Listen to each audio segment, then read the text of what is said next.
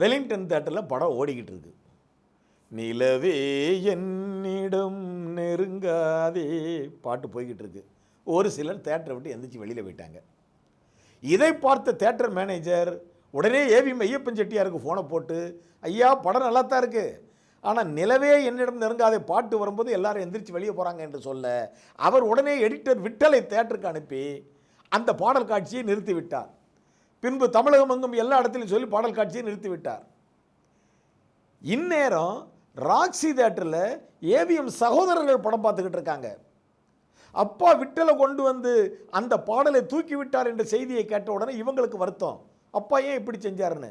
உடனே அப்பாவுக்கு இவங்க தொலைபேசியில் தொடர்பு கொண்டு, அப்பா முதலில் படம் பார்க்க வருகிறவர்கள் நடிகையினுடைய ஃபாலோவராக இருப்பாங்க, அடுத்தடுத்து வரவங்கெல்லாம் அப்படி இருக்க மாட்டாங்க.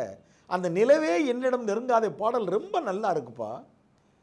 ஜெமினி கணேசன் அங்கே தன்னை நேசிக்கக்கூடிய புன்னகையரசி கேஆர் விஜயா, ஜெமினி கணேசனுக்கு முதலில் ஒரு மனைவி இறந்து விட்டார், அந்த இடத்தை நிரப்ப கேஆர் விஜயா நினைக்கிறார்.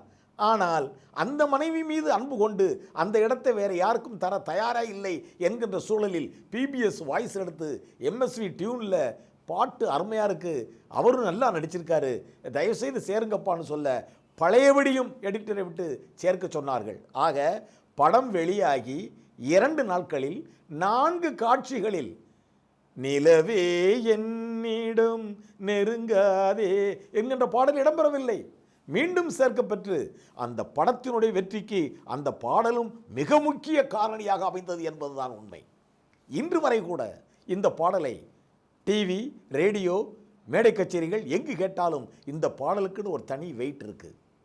ஆக இப்படியாக ராமு படம், ஜெய்சங்கர் அவர்களை வைத்து உருவாக வேண்டிய ராமு படம் ஜெமினி கணேசனை வைத்து உருவாகி மாபெரும் வெற்றியை தழுவியது.